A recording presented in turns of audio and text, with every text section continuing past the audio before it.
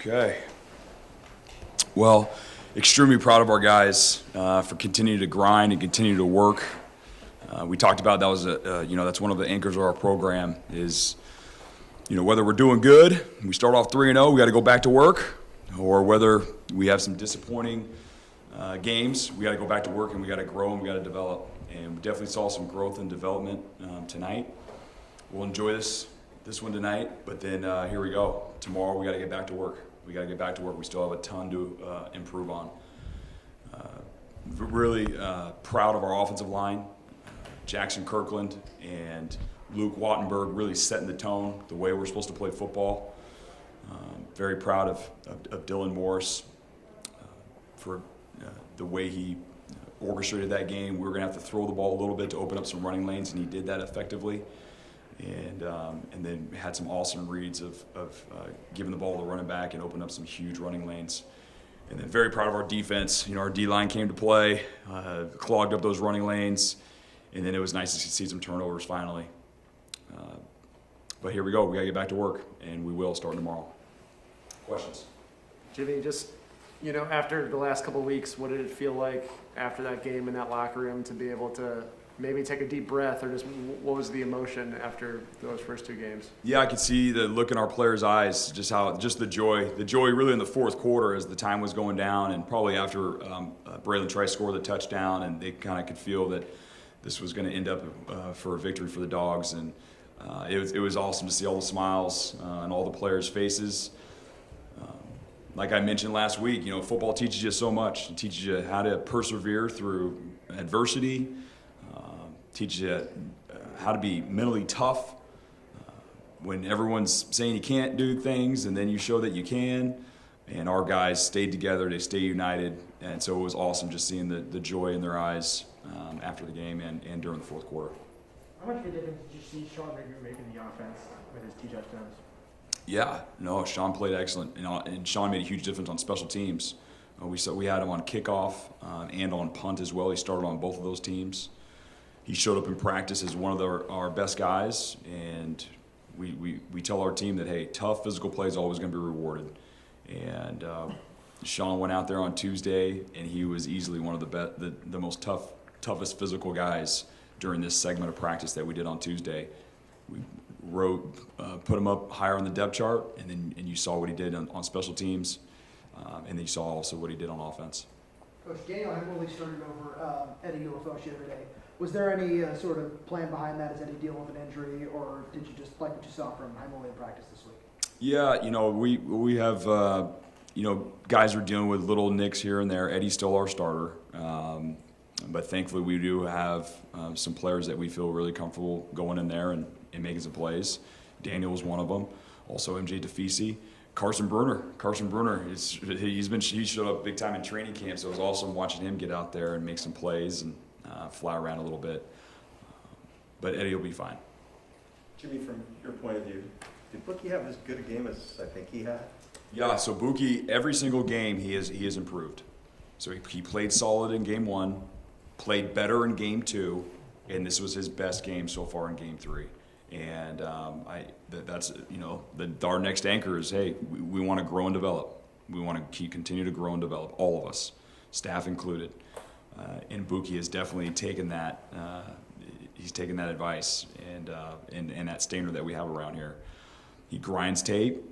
He sends me pictures of formations and says, hey, what about this? What about this? And that's what our great players do. They like to study it and they like to become better. And it's going to be no surprise. He had a really good game today.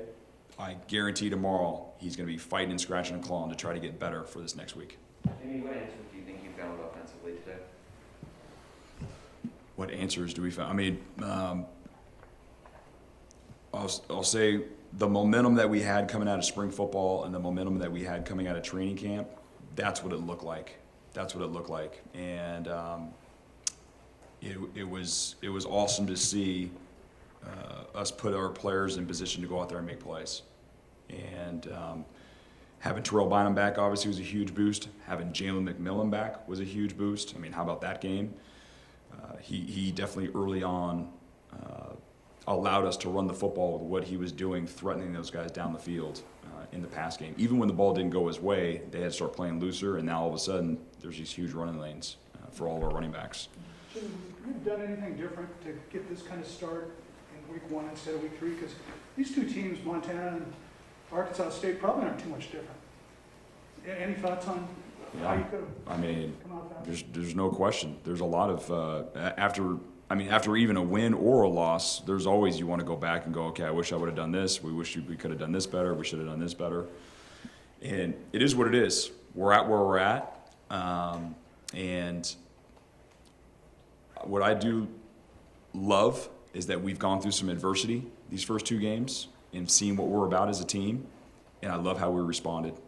I love how we responded. And you know what? Sometimes you got to go through hard things to find out who you are, and that's what we're doing right now. We're still going through adversity. We're not happy where we're at. We still got a lot to improve on. With conference play coming up next week, it's a long season. We got a bunch of tough opponents ahead. But the past is the past, and we're learning from those mistakes that we had and the adversity that we've gone through. I just love the way we responded. Our team has responded. Is there a turning point in the practice week that gave you confidence that this was going to work, the game plan was going to work this week? You know, the last 3 weeks we've and I've told you guys we've had really good practices, and the guys there's never been a day where I felt like the guys haven't come to work. The guys have come to work every single day. I will say this last week, you know, I think our offense did a way better job of getting in rhythm early in practice and staying in rhythm, and that was nice to see as the game, of course not the first drive, but then after the first drive, you saw our offense getting in a rhythm, and that was one of the keys to the game. Our offense had to get in rhythm, and we saw that tonight. JD moved from the field to the booth. Just curious what went into that decision and if that changed your guys' play calling structurally at all. Didn't change the play calling. You know, initially back in last year in 2020, one of the reasons why he was down was he didn't know our players. He didn't know our players. He didn't know how our players were going to react during a bad play or a good play, and I get that. You know, being a coordinator, you want to get the feel for what these guys are. You know, do they have a shock on their face after a play, or are they okay? Can they handle this? And so I think that was initially early on the reason why you know, we had him down on the field.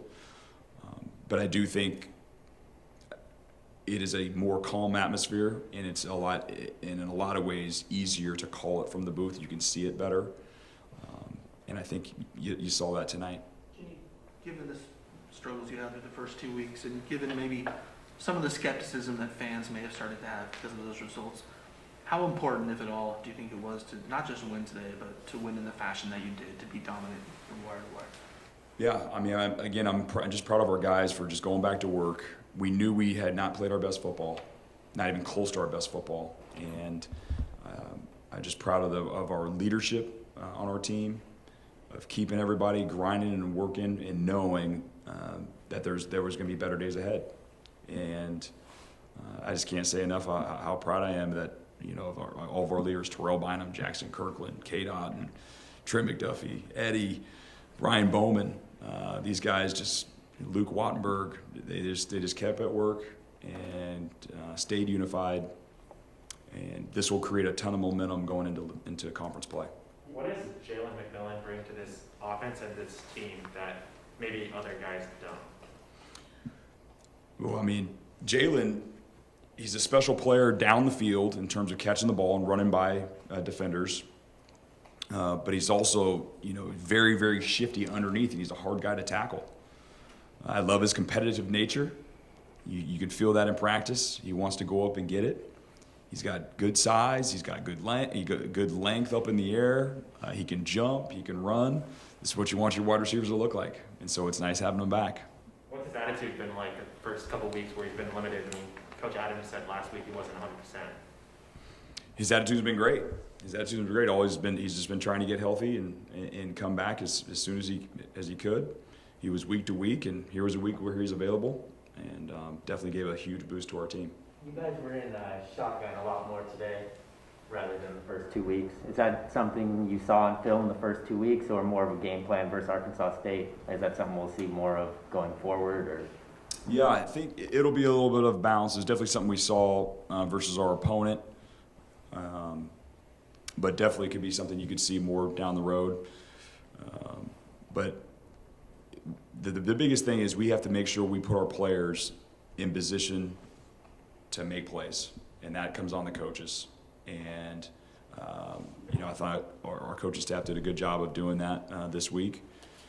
But I give all the credit to the players. They went out there and executed the plan. They're the ones that got to play in between the white lines. And so proud of our offense. We knew we were capable of big things, and they showed it today. You saw a debut for San. For such a young player to make that debut, obviously it was only 1 or 2 drives or whatever it was.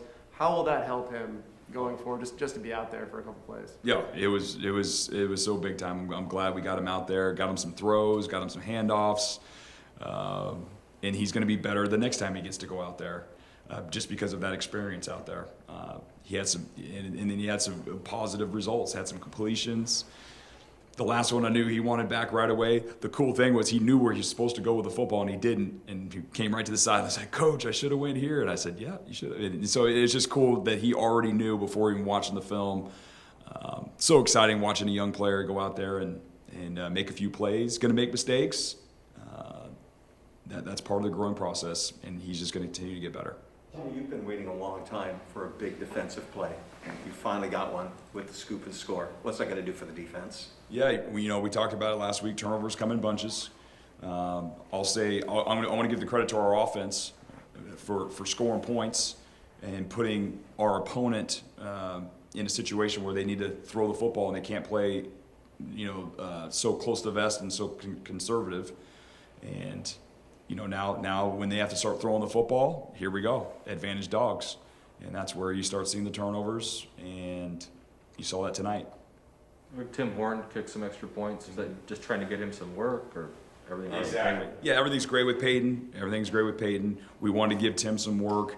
It's been years in the making. We've wanted to try to get him out there. He's done our kickoffs for a while, and I wanted him to get out there and get some PATs, and also eventually get him a field goal as well.